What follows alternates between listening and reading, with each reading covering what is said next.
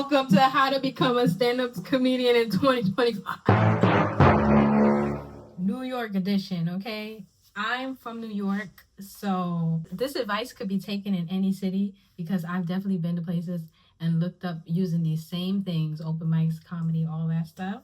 This can happen in any city, for sure, New York City.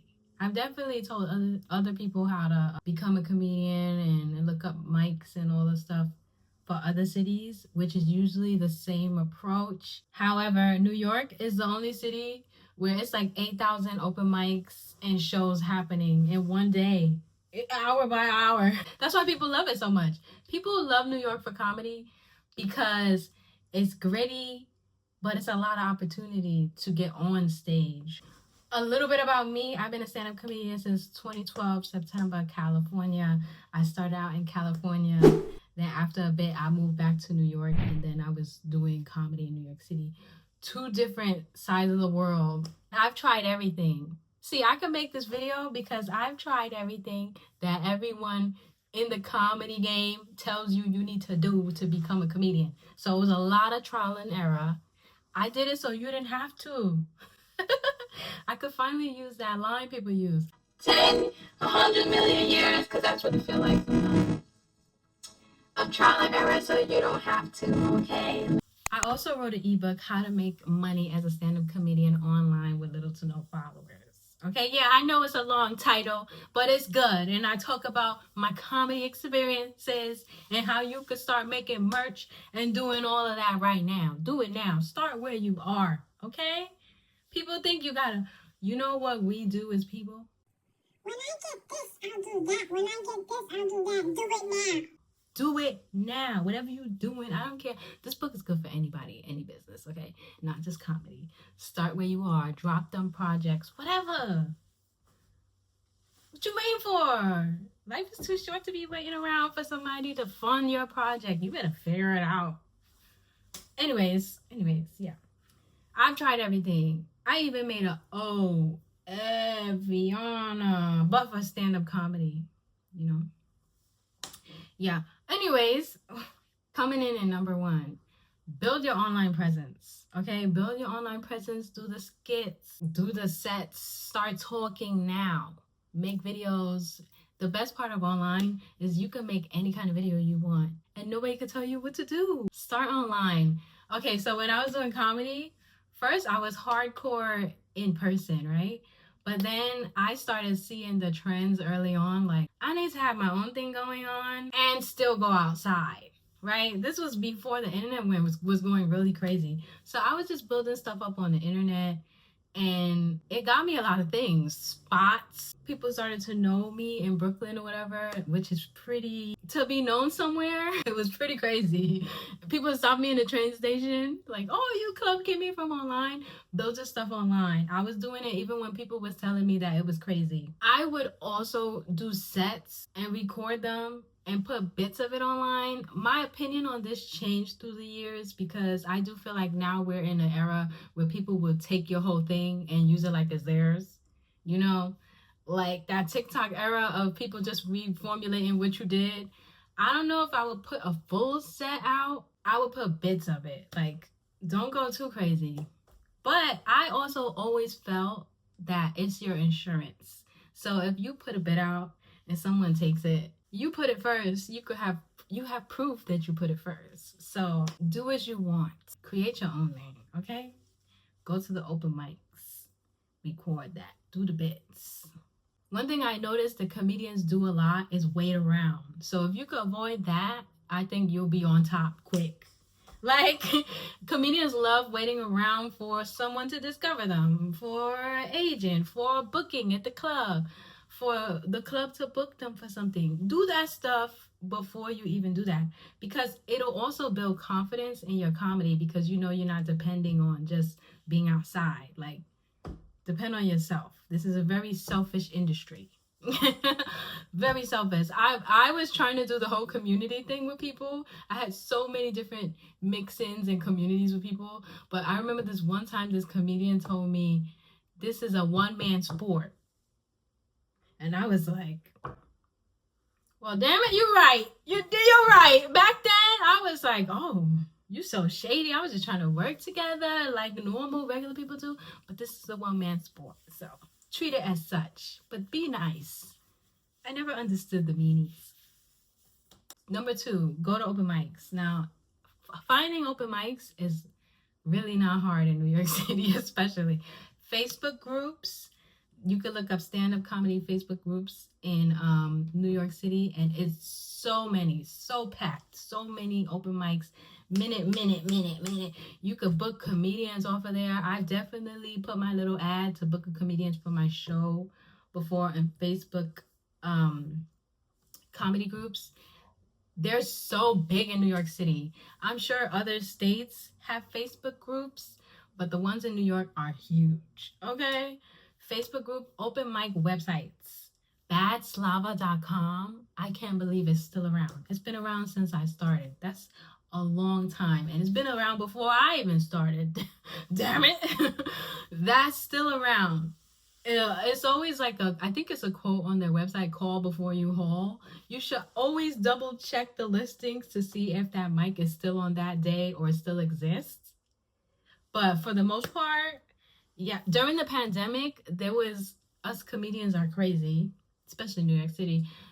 During the pandemic, a lot of people were posting open mics in the Facebook groups, but there was this girl, I think her website is called Life of Anya. She had a pandemic mic website and it's still up. So I'll put the link in the description box. But yeah, shout out to her. She's the GOAT. Her website been up since the pandemic. Probably before that. I came across it in the pandemic, okay? That website was legit. It still is. She got all the mics, all the tea, okay? Go on Eventbrite. That's another one. You could look up Eventbrites or actual comedy shows on Eventbrite. And the tea is, sometimes when you go to a show, they have a pre-show that you can hop on before the actual show starts. Sometimes, not all the time. Number 3, go bomb and see if you still want to be a comedian after that. I feel like that is really how you figure out if you want to be a comedian. Like after one of my shows, somebody was like, how you be a comedian? I said, go do a mic. Go do it. Just go do it. If you bomb, I mean, technically, it's usually comedians at mics, but if you find a good mic where there's like non-comedian people that are laughing and enjoying the show, now, if you bomb on that and you still want to be a comedian, I think you're a comedian. Because it's one thing when you're doing well on stage and everybody's laughing, but if you can still want to be a comedian when people are not validating your existence, then you're crazy like the rest of us. Welcome. That's the real test.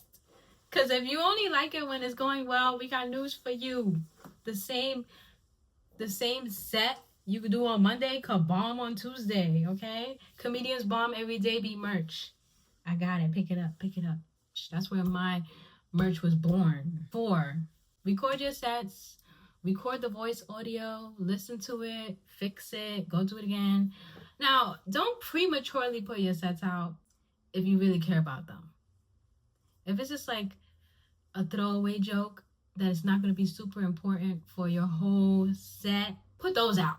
Put those out more than what you're going to do when it's time to do the do. You know what I'm saying? Like, before you want to shoot your comedy special, blah, blah, blah, put out the jokes that, put out the throwaway jokes. That's the only way I call them throwaways. But record your sets, put captions on them. There's so many apps for you to edit and caption. Be creative. Make a fire video. Make some creative comedy content. Okay? Do what you want. I'm not going to tell you what to do. Just record them sets. Get the people laughing in the audio. Put the captions on them. Even if it's a few seconds. It don't even got to be a long. What are you doing? Put like 10 seconds of a joke up. Okay? Do it. Let it go viral. Let it blow up. Get better. You can absolutely perform something and post it, and then the next time someone sees it, it's even greater than it was that time. You know what I mean? Do what you want with that. Be creative. Don't be scared. Don't never be scared. You know what? Story time. Comedians used to say I was crazy for putting little clips out of my set. I mean, I erased a lot of them offline because I have different stances sometimes about stuff. But I used to be like, for what? What you saving this for? You can die tomorrow. Post it. Post it. Post it. Go to actual shows. Yeah. Go to actual shows. A lot of male comedians hang out outside comedy spots and chat and network and get spots like that.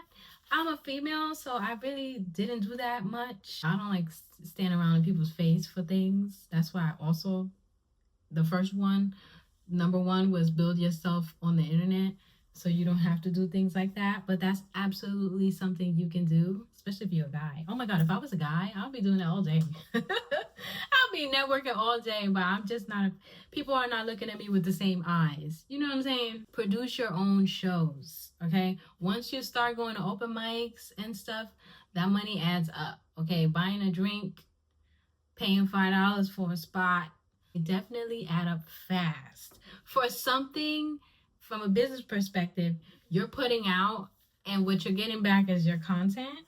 It is a give. It is an even exchange. But if you don't got money like that, that money add up, okay? That's why comedians get on stage and talk about being broke.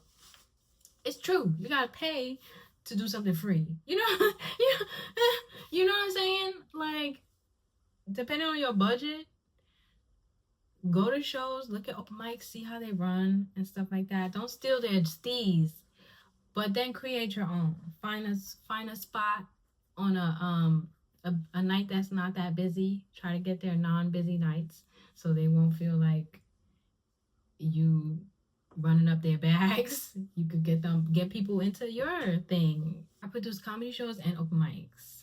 Yeah, and we used to do a comedy show on a Monday. Got it popping on a Monday. So places love you if you could get their place popping, okay? But a few years in, me and my homegirl, we were doing shows together, and we noticed that bars and stuff were getting a little iffy with letting comedians run shows, because there are going to be times when you have nobody show up. I mean, once in a blue. I mean, of course, you're going to have something popping, okay? We don't speak those things into existence. You're going to have something popping where everybody comes that you know. But there are going to be some times where it's a dead show once in a while. And I think in clubs and stuff like that, I don't really like that. Like, my friend just sent me a contract for a comedy club in Los Angeles, and I broke it down for him. And basically, if the comedy club has to step in to help promote your show, you owe them money. You know what I'm saying? Because they lose money putting a show on and nobody showing up to it. So I was like, yeah, it's a business at the end of the day. Always remember that it's a business, okay? These people aren't your friends. It's a business. And once you understand that, comedy will be so breezy for you. I had a business mindset before I started doing comedy. So it was kind of like, I get it. Respect the game, but also respect yourself, okay? Don't let people get over on you because you're hungry. Don't be so hungry you eat anything. Okay? Don't do that. But produce your own shows. Try to do everything for free at first. You know, Facebook groups. In Facebook groups, some people do put, hey, this club is looking for someone to produce a show. So just be creative. Find ways you can make money. And then comedy be fun. Comedy, I don't think it's that fun when you broke. Like, can't afford to actually do it. That it gets annoying. So you got to be creative. If you don't got nothing, you make something. Okay? This one is so important. Set goals, because it is very important to know where you're going in comedy. For so many years, it felt like I was going in circles. I was like, okay, what is this leading to? I would burn myself out doing a bunch of open mics. I would burn myself out doing a bunch of comedy shows. I did so many different things where I'm like, okay, what am I gonna do now? You gotta have a goal. Is it a comedy special? Because that's so doable. Actually, my next video is gonna be how to do an affordable comedy special. But I have one in the works, so I'm gonna wait till that's over. Okay? Anyways, subscribe to my channel. You don't want to be going in circles. That's also an expensive thing to do, go in circles. So set goals for yourself. And who cares how crazy they are? Your goals are not going to look like someone else's goals. You know what I'm saying? We all got different goals. Don't worry about what other people are doing. Don't worry about it. But I have a comedian friend where he was like, he went to an open mic or whatever, and this guy was saying how many years he did comedy. And my friend is like new to comedy, so he was kind of like, but what is he showing for it? This is what my friend said to me. And it clicked in my head like, oh, it took me a while to grasp this too. You got to have a goal, or you're going to be that person that's just doing it and doing it and doing it and doing it and not knowing what you want to do about it. You know what I'm saying? You got to have goals. I don't even care if the goal changes as time progresses, because that's another thing that happens. Still have one. A goal is better than none. Okay? My goals change all the time. It's better than having none. If I compare my life now to when I didn't have goals, I'm very more focused. It's easy to get rid of time wasters when you know exactly what you want to do. Know your worth, okay? Like I was saying, it's a business. Don't be just giving it up. When you get to a certain point, if you want to get paid for your time, or you at least want them to pay for you to travel to get there, these things, we in 2025 now. You know what I'm saying? Get something if you're doing someone's show. Do it for free as much as you can, but also put a price on it when you see fit. This is situational. Like if somebody invited me like 5 boroughs away and want me to do a show that night, they need to at least be giving me something. Don't just give it up like that. Just don't be giving it up like that. Get something. Get car fare at least. Okay. I love when people offer. There's always people who be like, oh, I'll pay for you to get here, blah blah blah blah. See where the budget is. Like I produced shows where I didn't pay comedians, but I gave them opportunities to make money. Like sell these tickets, put your code, stuff like that. When you become a huge comedian, you have to sell tickets to perform. Like if you get comfortable with that now, it won't bother you later. Just always think like, oh, you want to get something out of it. I mean, yeah. Last but not least, this one is optional. Study comedy. I read a lot of books. I read the old books that are kind of outdated. I read a lot of books. And I read comedians' books. There's a very good video of a comedian that had passed away. He did a comedy class at the Comedy Store in Los Angeles, and the full video is up on YouTube. I watched that. That was a good video to watch for comedians. That's how classic, I discovered what the word classic meant when I watched that video, because that video that they recorded was so long ago, but it was still relevant. I was like, what he's saying is right. I mean, obviously, to a certain extent, because it's 2025 still. But I love stuff like that, like classic advice. Like, even if it's not fully relevant, it makes sense. You get it. So I used to follow certain comedy pages, just like so I could always be in the mood of comedy, you know? However, I say this is optional because there are people who don't like to watch other comedians. Like my friend absolutely does not like watching other comedians. But for me, I'm not watching them. I'm just like, oh, because, there's a lot of space in between comedy, especially if you're not on stage all the time. It's nice to feel the vibe of it. Like, you know what I'm saying? I'm ready to be outside. What's up? Everybody has their own way of doing comedy. Super important for you to find out what your way is. When I started doing comedy, people told me you find your voice by getting on stage. But the funniest thing to me was the time that I spent off stage. When I got on stage, I was better. So I don't know. You got to find your own vibe. A lot of people are probably going to give you advice, but you need to just go with your heart, because what works for some people is not going to work for you. Like my friend doesn't even like writing jokes, but when he gets on stage, You thought he wrote it. You thought he wrote it. Some people practice at home. Like, it's so many ways to do it. I took comedy classes.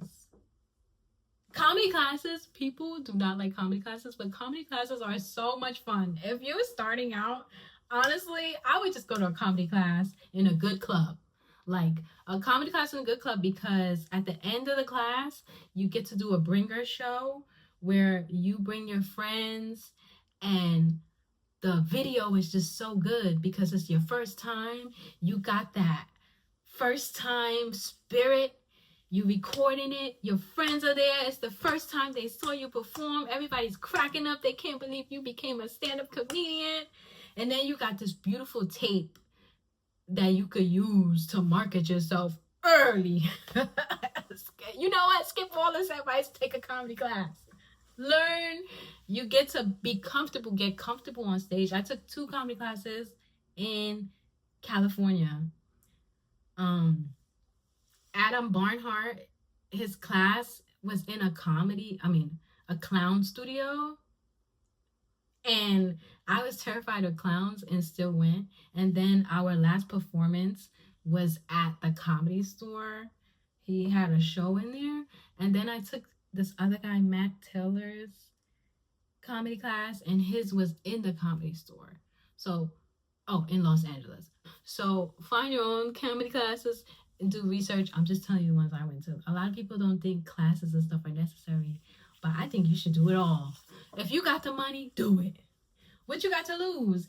Getting comfortable on stage and having someone critique you may not be necessary, but I'm pretty sure other people sometimes could see something you can't, or they could steer you in a direction, or like a creative direction. You know how like a creative director comes? I'm a creative director. Yeah. They come, they pick up vibes, they tell you, ooh, you should go this way, pivot this way, do this, do that. That's great advice. I'm sorry. That's better advice than some random comedian telling you what you need to do on the circuit. Let's see. Random good advice that I got. Oh, one comedian told me, perform like you are the comedian you want to be already. That was the best advice I ever got, actually, from one of my comedy friends. Because I was like, how are you so confident? And he was like, I just act like I've been on TV. That changed the chemistry in my mind, okay? Because comedy's up and down. Sometimes you up high, sometimes you down low. But yeah. But there's a lot of bad advice that goes around with comedians. That's why I'm telling you, be careful. Don't forget my ebook. I talk about how you set up merch and the idea of it and all that stuff. You need to stay ready so you don't gotta get ready. Get them taglines, get them punchlines, put them on shirts. Sell them to your friends. Have them come to your show with the merch on. Come on now. Get creative. Make your flyers. I talk about the websites you use to make flyers, places you use to rent spaces. All that stuff is in my ebook. Trademarks. Check it out. I'll put that in the below anyway. And cop my merch off the meat racket. Because we off the meat racket. Watch my documentary. And good luck. And have fun. If it starts stressing you out, just don't do it. Take a break. I burned myself out so many times. I did so many comedy binge where I would do like 1 million mics till I burn myself out. I don't think that's necessary. Not for everyone. You might be special. You might be that special comedian that don't need to do all that, okay? Don't let nobody tell you different. Manifest the life you want with God, of course. Manifest the life you want, okay? I used to hate that when comedians used to say what that whole conversation. I feel like we had an era of comedians saying they didn't like online people who made it and then got on stage. However you gotta do to get there. Who cares how you got there? As long as you're good and the people laughing, please. There are some people that are just take off. Let that be you. But practice. Don't disrespect the craft though. See, I'm not saying disrespect the craft by that, but don't listen to nobody. You could do what you want, how you want to do it, okay? Ain't no blueprint. There's plenty ways to skin a cat. All right, thank you for watching this video. Good luck on your comedy adventure. You can apply these If you look on the open mic website, it has different cities on it. So if you're in a different city, just do all the things in a different city. Okay? I can only be confident about New York because I was born and raised there. Okay? Is there a fly flying around here? What the? Put those projects out. What are you waiting for? Just do it.